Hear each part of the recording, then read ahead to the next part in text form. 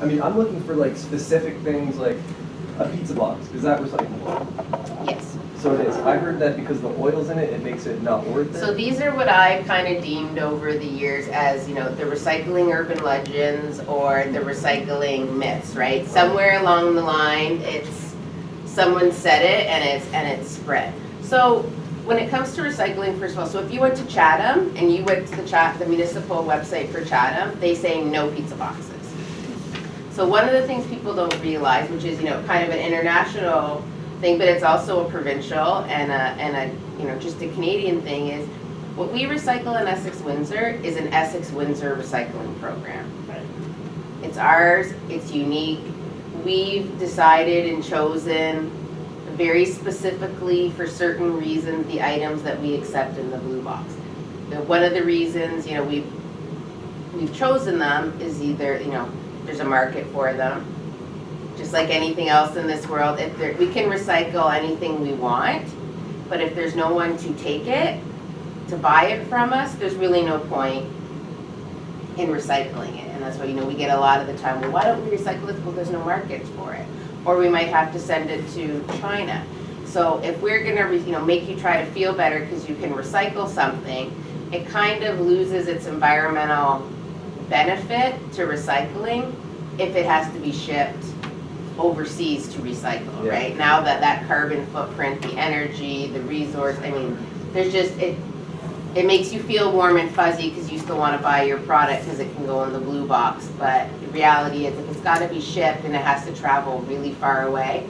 So we try to keep, you know, we try to stay within a certain kilometer, right? Like, you know, Michigan, Ohio, New York, you know, we want to be able to ship our products kind of within our region. And also it's a cost factor. We're a municipality, we're a government-run agency. It has to make some sort of fiscal sense also to recycle that product. So if, you know, we want to make money off of it too, and that money goes towards our recycling program. We don't want to be having to pay somebody to take our product. So you go to Chatham, they say absolutely not in all of their public and education material. They're going to say absolutely not, no cardboard boxes, because they have grease on them.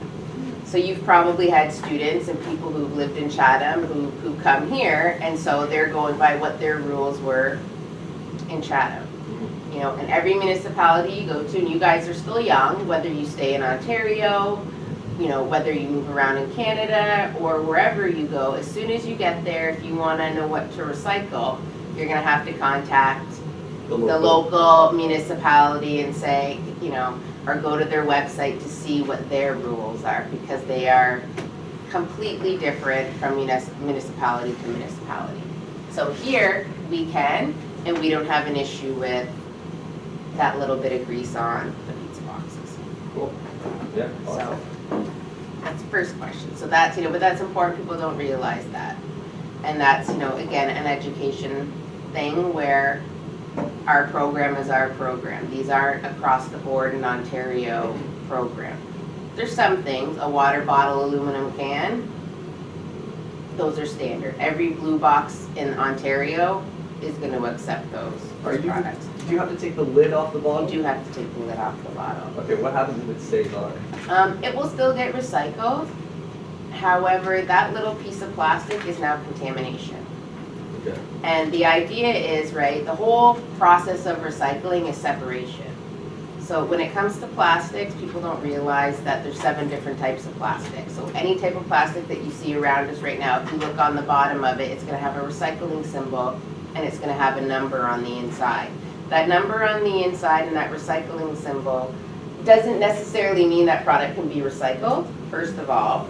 You know, you look on the top of the Timmy's cup, the lid has a recycling symbol. So everyone says, well, it has a recycling symbol on it, it means I can recycle it.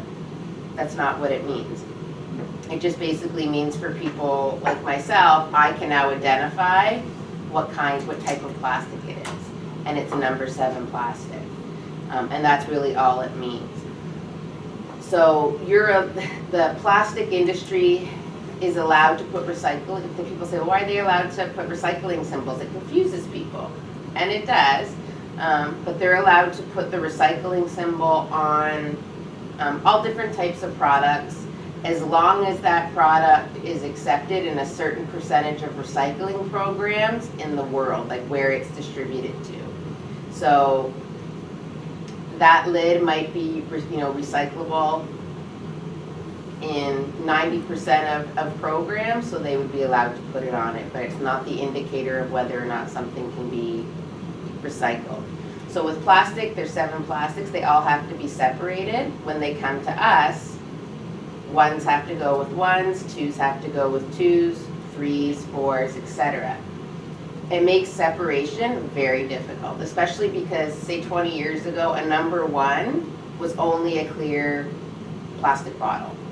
So it was easy. But because the industries and the single serving packaging and technology has changed, like now a number 1 can be like a lean cuisine frozen entree tray that's black. And you still can't put those together because besides the number, it goes by color as well. Okay? So that's why plastic, even though it can be recycled, some of it can be recycled, it's very difficult to separate it and recycle it. So when that water bottle comes to us, it will be pulled off the line and it will go in a bale with water bottles, but that lid on it is a different type of plastic. So if you imagine you have a bale filled with everyone leaving their lids on it, now you have this little bit of contamination throughout the bale. When really what we want is just the water bottle to have a nice clean bale of PET number 1 plastic, because when we sell it, the price we'll get for it will be dependent on how good of a product. It's just like any product, they're going to pay on how good of a quality that product is. So there could be times when we send it to the recyclers, and if it's really highly contaminated, they'll send it back.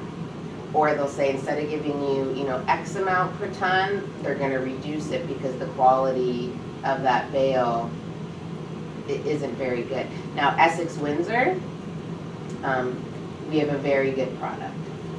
And one of the reasons we have a very good product, and people love our paper and they love our quality of, we call it kind of like a basket of goods that we send out and we sell, is because we have a 2-stream, right? So we're basically already asking everybody curbside to do some separation for us. We've separated paper and containers, so that helps a lot. So that's one of the reasons. It's a contamination, and it does still get recycled, but again, if you want, if you want it to recycle the best you can to get the most out of it, we want you to remove the lids. Awesome. Right? So you said there were 7 plastics.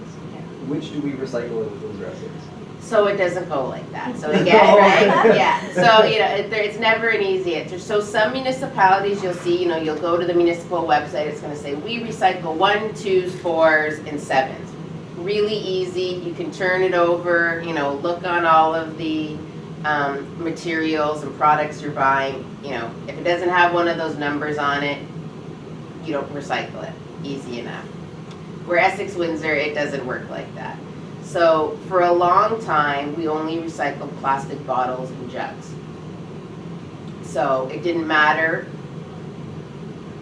what the number said, because we knew for the most part a plastic bottle or jug was a number 1 or a number 2, which is really what we recycled. But there was still some anomalies, so we never really used the number games with plastic and said this is the numbers we recycle.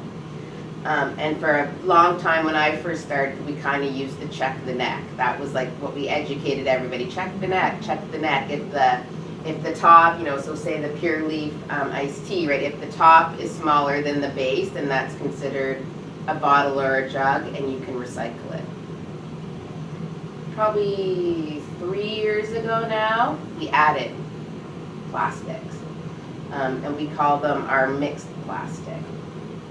So our mixed plastics are the red Solo cup.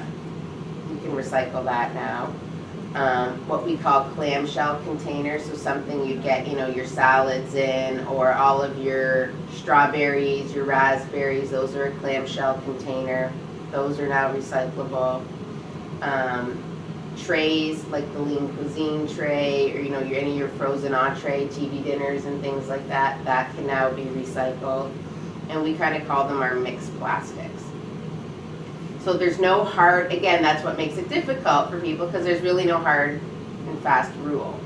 Kind of the rule we've come up to is, if it is in the grocery store and food came in it and it's plastic, it can probably be recycled.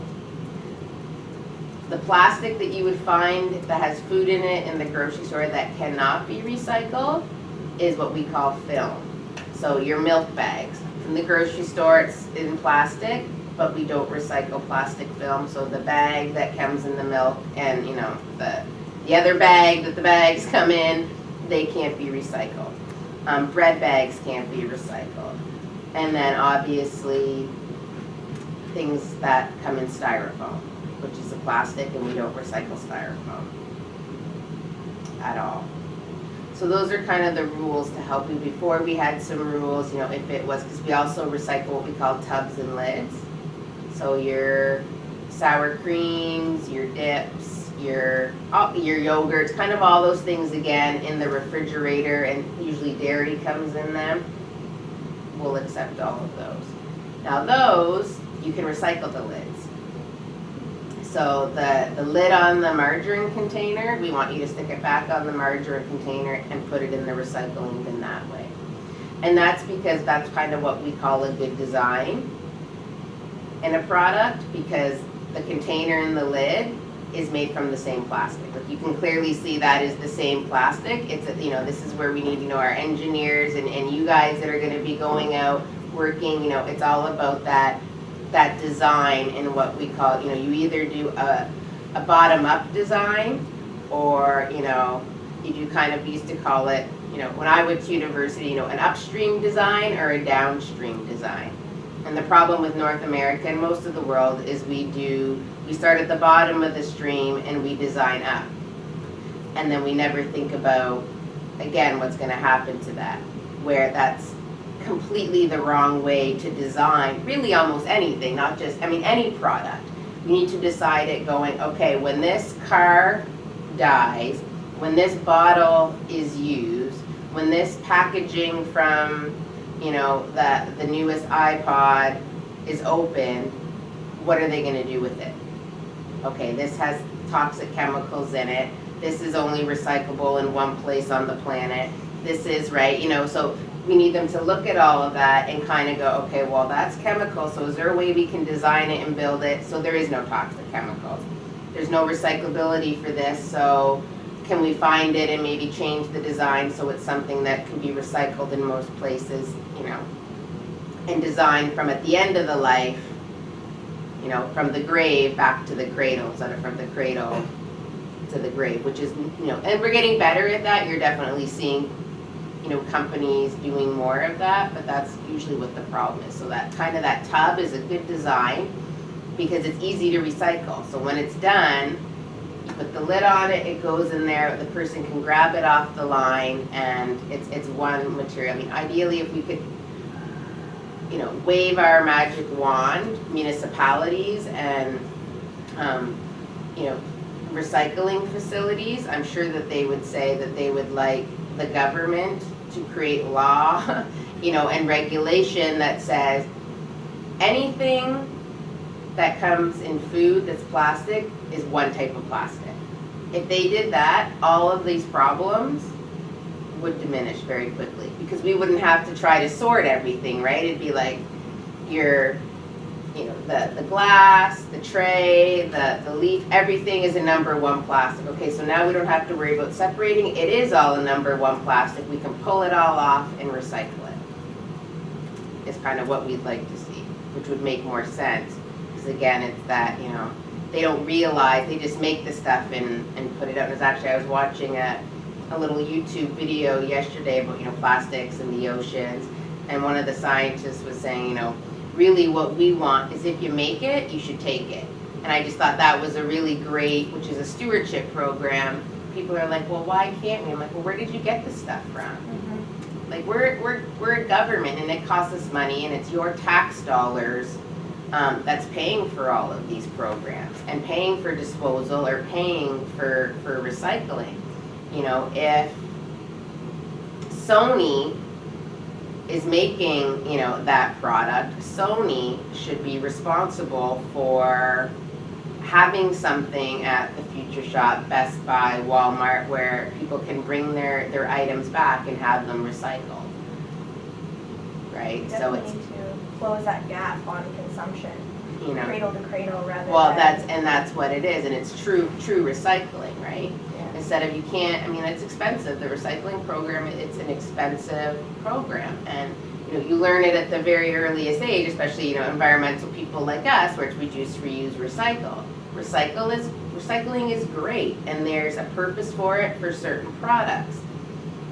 But reducing and reusing is always the best, because recycling still has quite a large footprint. We have a huge recycling facility that requires massive amounts of energy, that runs, you know, 5 days a week. We have trucks on the road collecting, stopping, idling, and that's just on our end. And then, you know, the trucks that come and pick up our material are having to come to us and drive back with it. And that's, you know, and it's still just in a smushed up bale at that point. It still hasn't even been made into another product.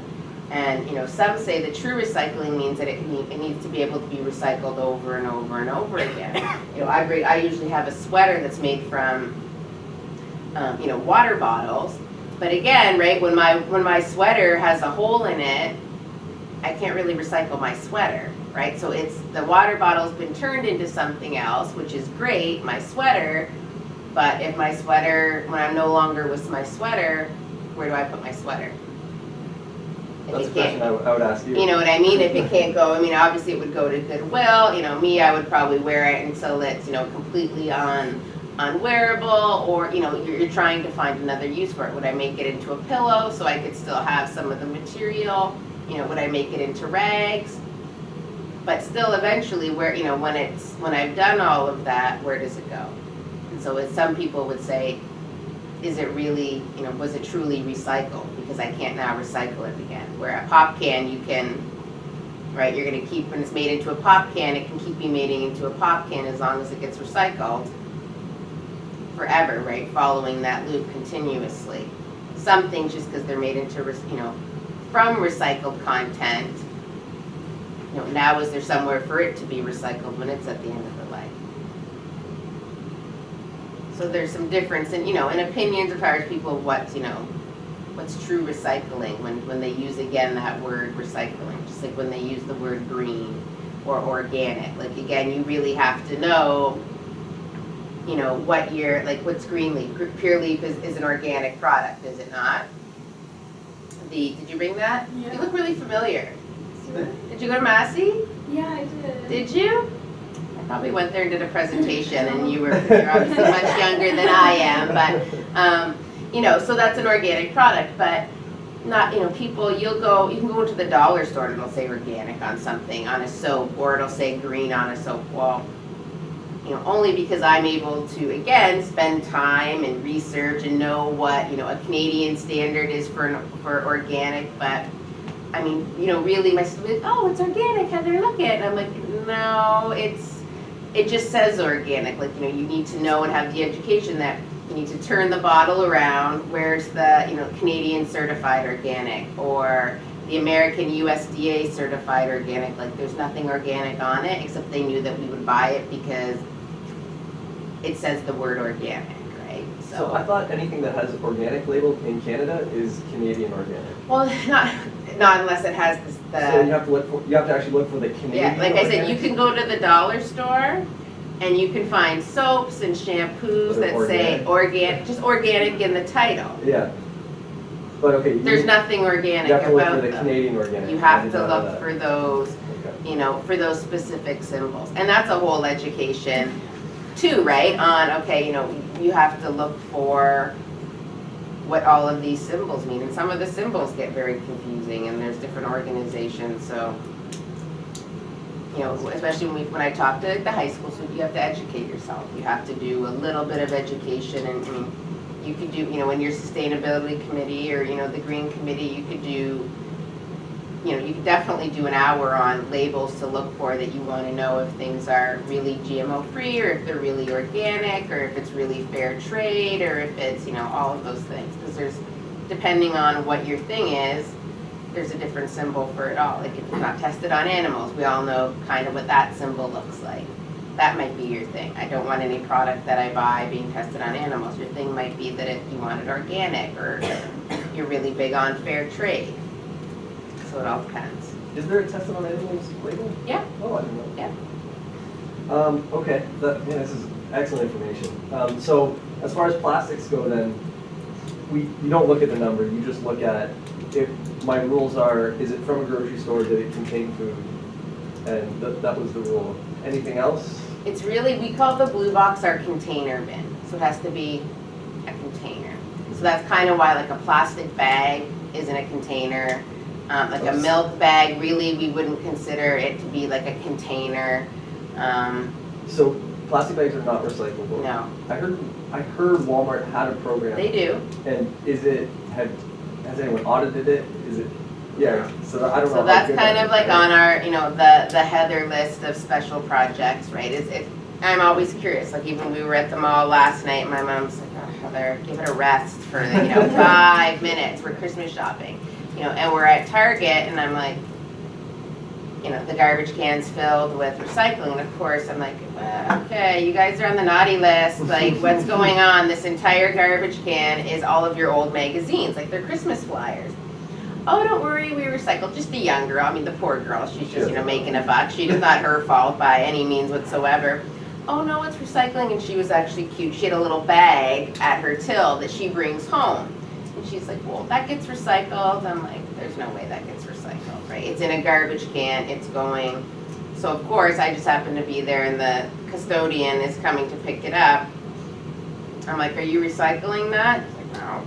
I'm like, oh, yeah, because it does. I mean, you never know. And that's, you know, one of the issues that was always at the university was we have these recycling programs, and then I'm watching the custodians and the janitors pick it up, and it gets tossed in the dumpster. Yeah. Now, not always and not everyone, but that sometime is a, you know, you gotta, and we talked about, you know, you gotta follow up, and really sometimes it's part detective. Like I'd say a good 25% of my job is being like an environmental detective and kind of snooping around and nosing around and making up little white lies to get into places, and, you know, to kind of see what's going on. So I can't say that they're not actually recycling it. The beer store, for sure. You can bring all your plastic bags to the beer store. We can trust. Oh, okay. So we can trust the beer store. They've been recycling, you know, before we had a blue box program in Ontario. Like they were the first recyclers. So if you have plastic bags, don't put them by the curb. Bring them to the beer store. Yes, you can bring them to the beer store. And, you know, and if you're worried, and I kind of, you know, have worried about that also, and that's why I don't bring them there, because I don't know for sure. So, like, it's easy again for someone to put a container out. It's a lot more work to actually make sure your staff at Walmart is collecting it, putting it in a designated spot, and making sure that it's getting collection. But the beer store, their philosophy is anything, so they're that if we make it, we take it. That's a perfect example. Whatever walks out of the beer store, you can bring it back to the beer store. 6-pack rings, which we don't recycle in our program. If you want to collect 6-pack rings, you can bring them back. If you want to collect all of your your beer caps, you can't put them in the blue box, but you can collect all of your beer caps and bring them back to the beer store. And plastic bags, because they hand out plastic bags, right, if someone's buying a King can or whatever. So they provide plastic bags, so you can bring them back. They're plastic bags. And not just their plastic bags, they'll take any plastic bags. Awesome. Which is pretty good. And you can trust that. I'm pretty confident, although I haven't audited them. I mean, actually, I have done an audit at the beer store. But you can, I would trust that they're actually recycling their products. Good. That's great. Other businesses like that? Can you give a little Walmart does it. Metro has a program, not at all of them, but they do have a collection at the front. Usually places like Value Village and Goodwill, they'll take your bags because they want, because again, they're you know, a nonprofit organization, and they provide bags when people buy their clothes and their items. So if you can have, you know, if they can collect plastic bags, they give them out instead of having to buy them. Food banks usually will take your plastic bags because they're, you know, again, they're a nonprofit. Anywhere they can save money when they're giving out food or they're giving out gloves or whatever, and they need bags, usually they'll take them. And then obviously, you know, we really want to kind of ban the plastic bag anyway. So, you know, trying not to take as many plastic bags is always good first step. Yeah. So you said magazines are recyclable? Mm-hmm. What if it's really heavy ink on the magazine page? It's okay? We don't care. You don't care? And how is that done? Is that done in Windsor, or is that sold to a company that then? Yeah, basically all the Solid Waste Authority does is we provide collection, we process it, and we bale it. Oh, okay, so someone else. And then someone else picks it up in their big truck. We load up their trucks with the bales of whatever the item is that they've been brokered to purchase from us. And then they actually are the ones that recycle it and do something with it. Awesome. But you know, recycling, especially with paper, it's made into, you know, and you can watch great, YouTube is great for that sort of thing now. You know, if you want to YouTube magazine recycling, you can get a real mill where it's being recycled and see the process. I mean, for most paper, I mean, it's made into a slurry, it's cleaned, they have different methods, you know, that they've concocted with density and weights where, you know, stuff floats to the top and they can pull the contamination kind of off that way, and remove the, you know, the inks and things like that. And it basically all gets stripped down into like kind of a bare white pulp. And then it can be, you know, used for whatever. Just a timely question. What about holiday wrapping? All of it. All of it, ribbons? So your ribbon, you have to decide if it's paper. Ribbons usually aren't paper, right? They're more of like a plastic or a, you know, a textile, right? Mm-hmm. So the ribbon, not usually. I don't really see a lot of paper ribbon. It's more plastic. So that goes, either, you know, you save it, you reuse it, but it can't go in the blue box. All of your paper, Scotch your tape. bags. We don't care if Scotch tape's on it. Oh, okay. We rather the paper than you be like, oh, the Solid Waste Authority wants me to pull all the Scotch tape off of it. No, we don't. So when I go to the schools, you know, the philosophy at here and at home is I should be able to go to any garbage can at the U, in your residence, you know, in your apartments, and walk to your garbage can, and I should not see one piece of paper in your garbage can. Because we accept every piece of paper in our recycling program. So your Post-it, you know, at the grade school level, when we talk to the grade schools, it's like it doesn't matter if it has paint, macaroni, staples, you know, tape on it, like we don't care. That can all get cleaned out in the recycling process at the other end, we'll take it all. You know, you go to the fast food restaurant, your combo, that entire combo is paper except for the straw and the lid on your pop. Put it all back inside the bag and throw the bag in the red box. So even though that stuff has got oils on it and it's dirty, you want it. We want it. You want it as well. We want it. It's paper. So obviously the cups then as well. Yep. Yeah. Yep. The cups, the Tim Hortons cups, all of it. The lids. The lids are not recyclable. It's a polypropylene, which is kind of it's like a styrofoam. So okay, so you don't want any lids. We don't want the lids on the iced tea. We don't want the lid on the Timmy's cup. But we will take the lid on the fruit tray. Yeah. What about that fruit tray? That fruit tray, we want it. The whole thing. The whole thing. Awesome. Okay. It's confusing, right? It's that's like, why, you that's know, why you're here. and that's why why, you know, when you try to put something on, you know, a small piece of print, I mean, how are you going to explain every rule about plastic and lids? Okay, yes, we want lids on fruit trays and margarine containers, but no, we don't accept lids on water bottles and, you know, almost anything else. So What about on the pure leaf container? we don't want the lid. You don't want the lid there. Okay. No. Yeah. Cool. No, we don't want the lid. Yeah. Is there anyone who will take those lids? Not that I'm aware of. No. Okay. Good. Okay. What about wood? Like clementine containers? Oh, it's so funny that you say that. So last year, for whatever reason, Essex-Windsor went berserk, and everybody thought that wooden clementine containers, because they came from a tree, was a paper product. And people recycled them. And we had this like hill of it that we had to pull off of the line of these clementine containers.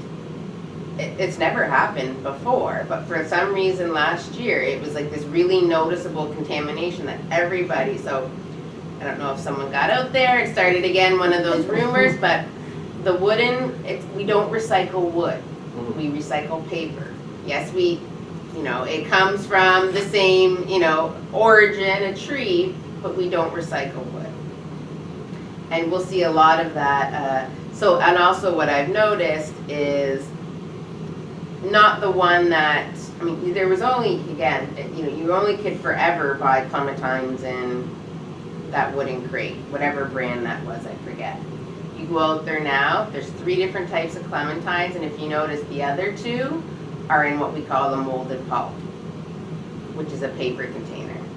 So you will take that? But it's there's 3 different products, so it's also hard to say, like forever, like I said, it was you'd see you wouldn't go to the grocery store and see 3 different producers or products of clementines. It was this brand, let's just say Sunkist, that's not it, but and it was in a wooden crate. Now if you go to Costco or any of the stores, there's 3 different brands out there, and the other 2 brands are in like a molded pulp, which is kind of like your beverage takeout tray, right? That you get your Timmy's cups in, or you get your fast food cups in. We call that molded pulp, which is great. You want that? We want that. And we love that product because that's a smart product. They actually made it from recycled content. So it was let's say you put in your red box, they took that paper and they made the tray, which is great because it's only used for 5 seconds. So why make it, right, this durable, or make it from a non-renewable resource like plastic, right? That was smart. They made it from recycled content, and it can be recycled. So the new guys out there went, okay, there's a need to make it out of, something that's recycled. So again, that's a perfect opportunity to kind of, we say strengthen your consumer muscle, and you have 3 options, and we call it pre-cycling, right? Before you buy something and you have those options, one of the things that should run through your head is, when I'm done with my clementines, is that packaging garbage, or is it accepted in our local recycling program? And then there's other things you're probably looking at, is it organic, is it local, there's all sorts of different things you want to probably consider, but our thing is recycling, so you want to look at is if the packaging is just going to be landfilled when you're done, or can it at least be recycled? So that box then, if I have boxes from last year, what do I do with them? It's wood. Pinterest. You go to Pinterest, which is my new favorite thing in the past 2 years, and there was a great little, because I was trying to find something for the clementines, and where's my phone? Oh, I don't have my phone. They took one of those clementine containers, they put the chalkboard paint on the front, and they used it for gardening boxes. So they put that on front of it, they put basil, they filled it with dirt, and they made it like a basil planter. It was so cute. Okay. So you try to find a use for it. If I couldn't, let's say, with that wood, do you know of anyone that might take it? No. Because wood is flammable, right? Like people. Depends on what kind of wood it is. You can burn it in your bonfire if you want, right? But it depends on what kind of wood it is, right? Like if it's pressure treated, if it has chemicals in it, sometimes it's best just to landfill it, bury it, and. So junk wood should be banned. Should be landfilled, basically. Yeah. If you can't find, another use for it. There's no. It's basically like we here. basically called it building and construction debris, and it's landfill. Yeah, there's no one that I know about that would take like your old scrap wood. Yeah, 2x4. This is an awesome idea, the clementine containers, because you can just plant that container. Yeah. That's true. That's great. Now, what about Yeah, black? I'm not creative at all. Pinterest has made me, creative, yeah. Yeah. I've used all of my ideas long ago, so yeah, I love Pinterest for that. Whenever I can't think of something, I pin it. Someone's thought of something somewhere. Yeah. What about glass containers? Glass we accept, but it has to be a glass bottle or jar. So examples of something that aren't. So an example of things that we get is, I'm done with this glass in my kitchen anymore. I don't want to drink milk out of it, so I'm going to put it in my blue box. No. We don't want that. Okay. My glasses, like we get glasses, eyeglasses. So what's the rule with glass then? It has to be a bottle or a jar again.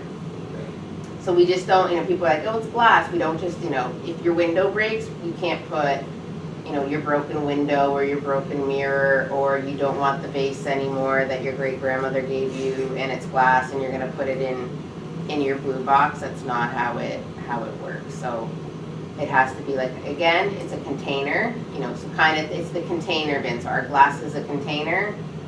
No. Is a window a container? No. Is a pickle jar a container? Yeah, so pickle jars, jam jars, baby food jars. Shall we take off the lid from the pickle jar? We want you to take the lid off of the pickle jar. We will recycle that, but it has to be in there separate and loose. Because again, recycling separation, right? So we have to recycle the glass jar and the metal lid separately. So if everyone left their lids on, you have to remember, someone has to sort it. So someone has to pull that pickle jar off, take off the lid, throw the lid back on the line, and it sounds like it's not a big deal, but I'll show you a video before we go of our recycling center. You see how fast the line goes, you see how much product's going, it's not possible. So why is that? It seems like that's a lot of potential glass that to me seems like identical composition, but what is it that makes the jars different from, say, windows?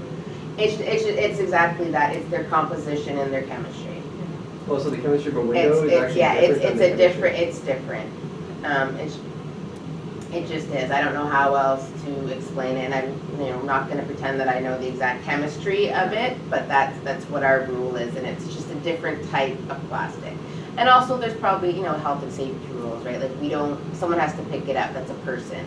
We don't want just like people go, I don't understand. We don't want broken glass in there. So if you drop the pickle jar, we don't want it in your blue box. Even though as soon as it hits the truck, it's going to get broken anyways, but it's just a health and safety issue for the worker that we don't want broken pieces of glass, for them to manage at the curb. Do we clean the containers first? You don't have to wash the containers. It's definitely just your preference. So we've never said in any of our literature, you must wash and rinse it, because I'll get that a lot, right? Well, I don't recycle because, you want me to wash it out and rinse it, and I don't have time for that. We've never said that. It's your preference. What we don't want is pickles still in the pickle jar. What we don't want is, your sour cream went bad or your salsa went bad, so you're just going to throw the whole thing in there. We just want it to be, it's a common sense thing. Like I say to the kids when I talk in the elementary school, we don't recycle yogurt, we don't recycle apple juice, we don't recycle milk, right? Like we want the container. So you need to finish, but it doesn't need to be cleaned out or perfect. But you need to finish the pudding, you need to finish the sour cream to the best of your ability. We just ask that the contents be removed. What about yogurt containers and the lids of those containers? Like the single servings, Yeah. The single serving ones the lids are garbage, because that's like a plastic film, but the container you can recycle. Okay. Like the single serving puddings and yogurts and things like that you can recycle. We call those a tub, and they'd be allowed. One of the things we're not getting a lot of that we want, and it kind of comes to that, is there food on it, and I think people think there's food on it, so they don't want to recycle it, is aluminum foil. So we want all your aluminum foil. Waste audits that we've conducted, we do waste audits of people's households. We've done the same houses, probably I think we're on our third time doing them in the past 10 years. So, you know, you're barbecuing chicken, we want that piece of foil that was on your barbecue. Or you put it in the oven and you baked pork chops on it, we want it. We don't care if it has a little tiny piece of pork stuck to it, you know, when it's stuck to the aluminum, or if it's juicy. Again, we don't want you to put it in with a pork chop, Like a whole you know, chicken. but like we want you to kind of drain off when you're barbecuing or baking, you know, whatever you can drain off, and then just kind of crumple it up in a ball and throw it in the blue box. Yeah, because it's aluminum, and aluminum is the gold of recycling. It's got a high value, you know, that's where we make the most amount of money. It can be recycled over and over again. It barely loses any of its quality the more time. But there's some things like paper, you know, if you keep recycling that same piece of paper, you know, the quality, because it's a fiber, is going to lessen and lessen and lessen. An aluminum can or aluminum isn't like that. I mean, it can be recycled over and over again, and it doesn't lose any of its quality. Awesome. So what do you do with like ratty clothes that have holes in it? Goodwill, Value Village, Salvation Army, But like St. Vincent de Paul. even that no one can wear again? Yeah, they need to do it, you know, I brought you guys some Goodwill sheets that you can hand out and leave in your center. What they actually do is, because I always thought it was, you want something good, you know, you're not going to send it with stains or holes, but what they do is they actually still clean it all, and they rip them up, and they make them into these compacted bags of rags, and they sell them to like a lot of the factories and make money off of it. Oh, wow. So they'll take all of your old textiles, is what we call them, and wash them, bundle them, and they'll send them, you know, to all of the tool and die shops, to everywhere. You were talking about the clementine containers, having like a huge pile of them. What's the most common contamination that you see? Right now, we call it cross-contamination, is one of our biggest problems, where people all of a sudden are putting everything in both boxes, right? They're putting paper with their bottles and cans, and they're putting bottles and cans with their paper. Like the quality of separation, for whatever reason, you know, we're definitely seeing that. You know, when we stand there and the trucks are emptying, we kind of call it the noise test. If I'm standing in what we call the fiber building where the red box goes, when the truck empties, it should all be paper. I shouldn't hear anything, right? It should just be paper falling out. But all you hear is clonk, clonk, clonk, clonk, right? And so you know that it's kind of, we call it, we've deemed it the noise test, where it's like, you know, it's filled with bottles and cans and things that shouldn't be in that stream. So no matter what's in that that red box, he's gonna put it in the red box spot on the truck, no matter what's in there. No matter what's in it. You have to think, some of these drivers have 700 stops a day.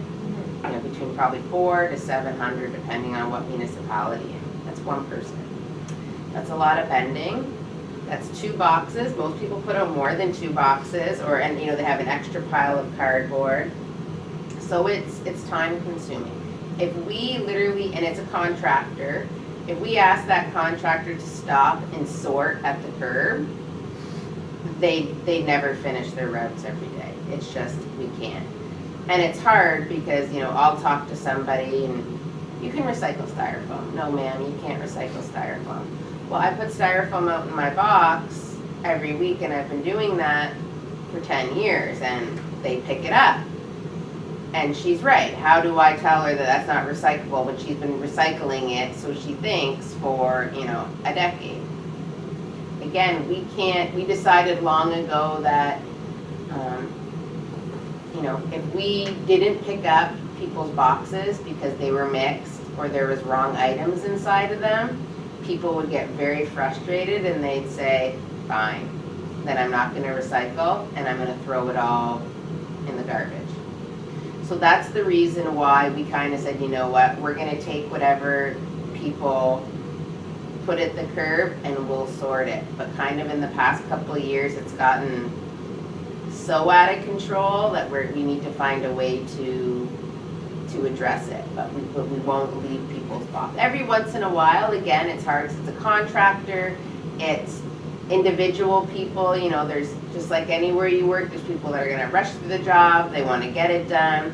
There's people that are gonna take a little more time and care in their job, and they might, you know, pull everything out and leave the one item in it, but, you know, there isn't that consistency. So it's hard, you know, again, that's another reason why people are confused. But again, it's all these kind of operational type issues that we come up against. And then we're getting a lot of, again, we did this new campaign, you know, we can recycle more. And we did it for a while, and it's our campaign that's still going on. That's when we kind of introduced our new plastics, which were all of the trays and all of kind of what we said was our mixed plastics. And, you know, again, you have to monitor and measure when you do these things. You know, you're spending money on campaigns, and you want to see if it works. So we did the audits before, we did the audits after, and our contamination went through the roof. Because it's like people just saw we can recycle more. So they said, okay, I will recycle more. And I'm going to put everything and anything that's plastic in our recycle bins. And we're like, what the hell? What just happened? Like, you know, we sit down and we're thinking, yeah, we look, we're like, you know, the contamination is off the charts. And it was a lot of plastic contamination. Again, it was a new program, and you expect that, like, what kind of camp, but it was like plastic toys, plastic flower pots, my laundry basket that has a crack in it, my Tupperware, my, you know, old Cabbage Patch is plastic. So it was like everything and anything that was plastic, they're like, oh, it's plastic. They want more, we're gonna recycle more, we're gonna put everything in. Same with metal, we found too. So we were, you know, people, again, it's just their mindset, metal's metal. You can recycle an aluminum can or a soup can. What's the difference in that from my knife or my frying pan or my cookie sheet? It's metal. People started, I mean, we were getting all of this kind of what we call scrap metal. We never said put your frying pan in the blue box. The little mini Coleman green propane tanks, like an insane amount of them, which is dangerous because they're propane. You know, so, you know, it's just a weird thing that they just kind of, you don't know where. I mean, it's not a, this is not a, I mean, it's a science, but it's not an exact science, right? Where it's kind of, it's, you're dealing with people's behavior, and people's behavior is really kind of hard to measure and figure out, you know, why people are doing things you do. You know, it's, sometimes you just don't know why. So we have, you know, that's why the audits are important, because we were able to see from the audits, no one's recycling their aluminum foil. People think anything that's plastic apparently can go in the blue box. People can think anything, are thinking anything that's metal is allowed to go in the blue box. So the audits were helpful to us, so we could kind of target our money and you know, our education. I'm gonna, you know, make sure I specify those things when I go out and talk, because we're seeing it at the curb. So those are the main things. All plastic isn't recyclable, and all metal. Like, this isn't the magic box, is what I say. Like, we want you to recycle, but it's not like throw it in there. And we've talked to people over the years, like, well, I put it in there, and I'm basically just telling the Solid Waste Authority I want them to recycle it. Right? That they're willing, that they hope that magically, you know, they can feel better, or we're going to be able to recycle it, and it just doesn't work like that at all. So what can be done with old pots and pans? Any idea? Old pots and pans, obviously, if they're still, you know, somewhat decent, donate them, use them for your camping pots and pans, bring them to the cottage. And if you do not want to do that, you can recycle them, but you have to bring them to our public drop-off. So it's a little bit, it's always been a little bit of a difficult situation for university students and for, you know, international students, because you guys probably don't have cars. And let's face it, we have a crappy transit system in the city of Windsor. Like, are you guys going to hop on a bus that's going to take you 3 hours to get to Central to recycle a pot? Probably not, and I wouldn't do that ever either, you know? So, and if this group of people who actually cares about that isn't going to do that, I mean, who is? So, I mean, the public drop-off, you can bring those things. It's definitely more for people who have a vehicle or access for, you know, to a vehicle. But at that site, you're able to bring, we have our MHSW, which is our Municipal Hazardous Waste Depot.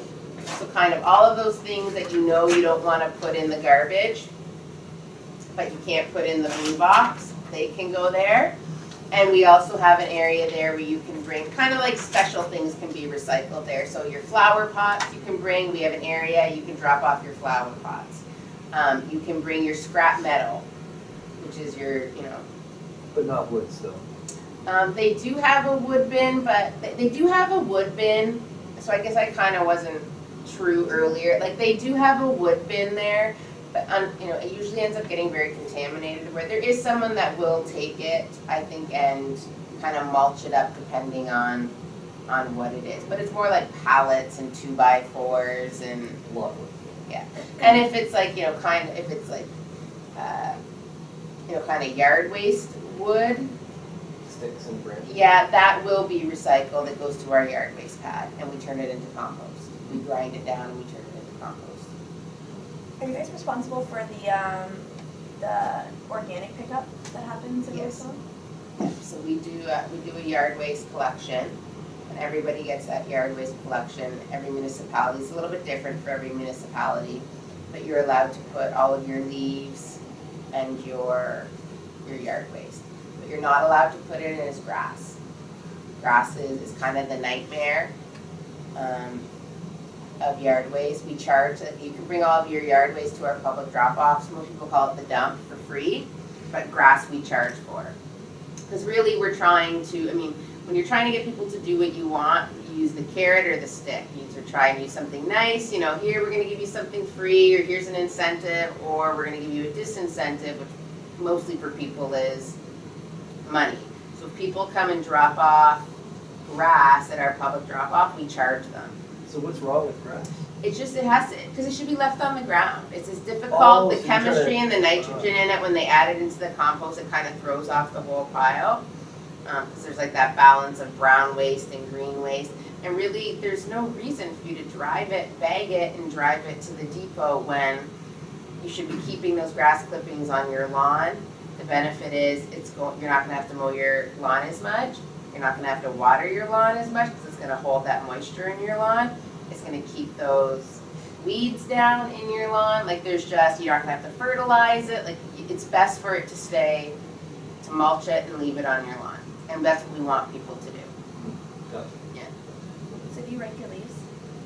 Do I rake my leaves? Yeah. No. I just mulch them. Yeah, I don't think I would rake either if I didn't know. I just You mulch buy them. mulch, like just let it sit there? When you buy a mower, you basically want to buy a mower that will mulch it and shoot it back on It's better for your yard anyway. on the Oh, I ground. didn't realize. Yeah. And if you have a lot, like, you know, sometimes it goes, you know, not too consistent. There's, you know, busy lives and things go on. So you have a composter and you can dump the bag. If you have to bag it because there's so many, just dump it in your composter. And it will manage it that way. Because again, it's a great program, but you have to have trucks on the road to collect it, right? They're collecting it, they have to bring it to our facility. We have a huge machine that grinds it, and then all of that material from Windsor has to be driven out to our landfill where that's where we do our composting. We do row composting, you know, so it's, you know, there's trucks, there's resources, there's energy, there's pollution, all associated. There's a carbon footprint to do that, where you just leave it on your ground, you know, it's much less. Yeah.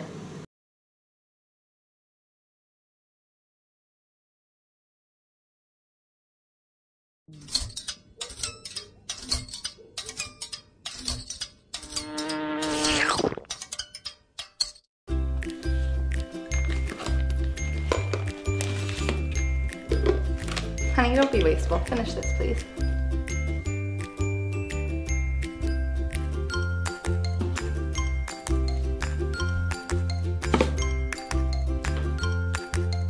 Talk about wasteful.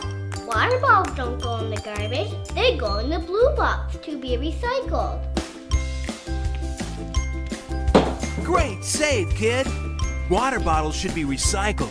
Plastic is made from oil, and oil is a natural resource which should never be wasted. There's Wally, waiting to be collected by the recycle truck. He's in the blue box with all the other containers.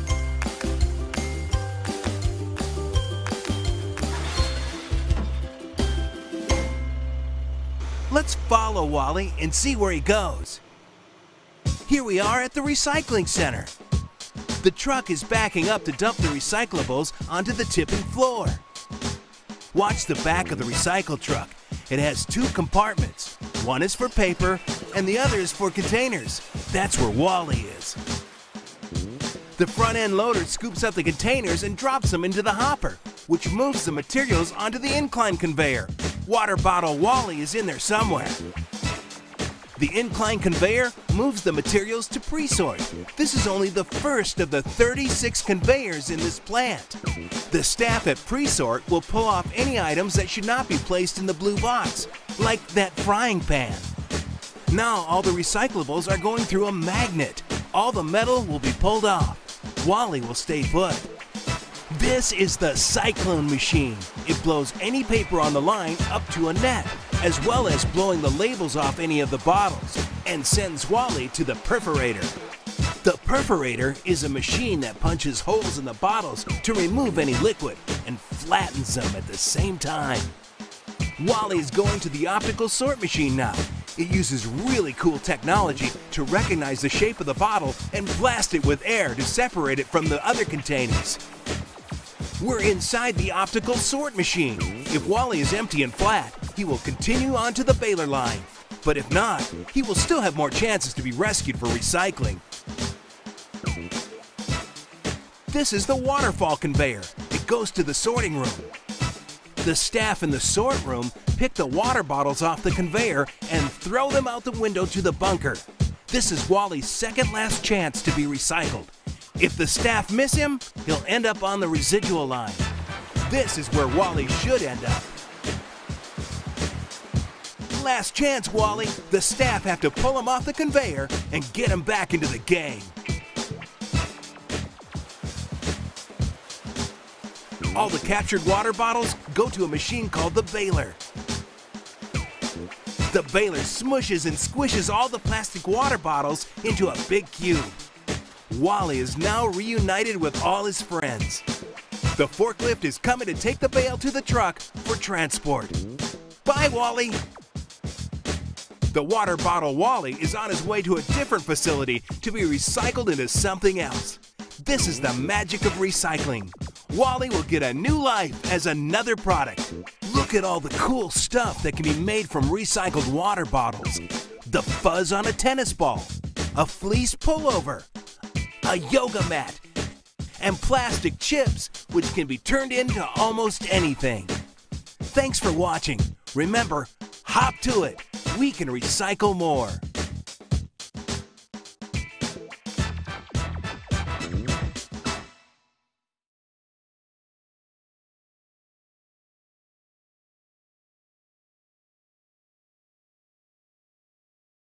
Or my idea is more so starting at the other end and mailing or requesting that restaurants stop using that product. And I thought of doing this myself, but then I also thought it might be nice to have an official logo or something attached to it. With you'd never get the solid waste. You could get a university. I mean, to me, so here's an example. You'll love this because this was like my Christmas present.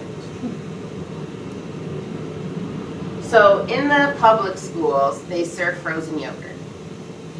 It's in a styrofoam cup. It's the bane of my existence for, I don't know how long. And now I have a daughter who's in school and, she wants frozen yogurt just like everybody else, and she's not allowed to have it because it's in a styrofoam cup.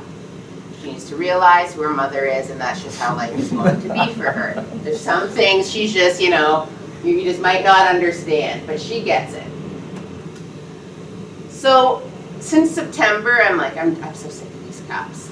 So every school I go to, and they're, what do we recycle, blah, blah, blah, and they're like, the frozen yogurt cup. I'm like, stop buying them. Like, I just gave up on trying to be politically correct. I'm like, tell them you're not buying his product anymore. That's what you need to do.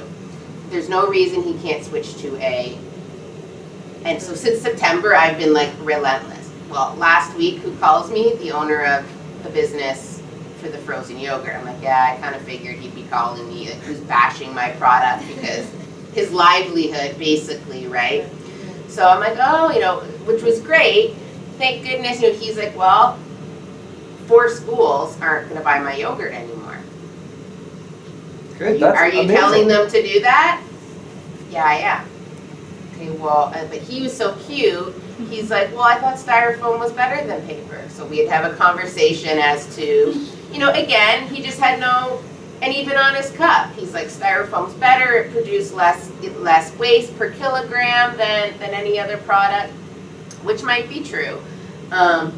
So he was really nice. So we had a meeting, and I'm like, listen, I'm here to help you. You know, we don't have any problem with your yogurt. Hey, it has a little bit of fresh fruit in it. It's great. You know, it's better than a bag of chips in the school.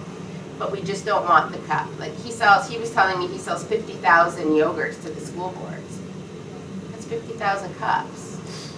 For half a minute that the kids inhale it, and in the garbage it goes. And like you saw from that first one that was behind me, it's never leaving. That's here forever. Hope you enjoyed the frozen yogurt. Because now, you know, that cup is here until Earth blows up. And so he was open to it, and I'm like, you know, I will work with you, and I'm going to find you a cup that's comparable, which is hard because obviously styrofoam is cheap, cheap, cheap. You know, he gets the cup, his logo, and the lid for 2.8 cents. That's really cheap for a cup. So he's like, you know, I'd go up 10 cents. I'm like, just put the cost back on the schools. I'm like, you know, my daughter can't buy it because it's in a styrofoam cup. So, you know, I have no problem paying 10 cents more if it's in something. So we're working with him.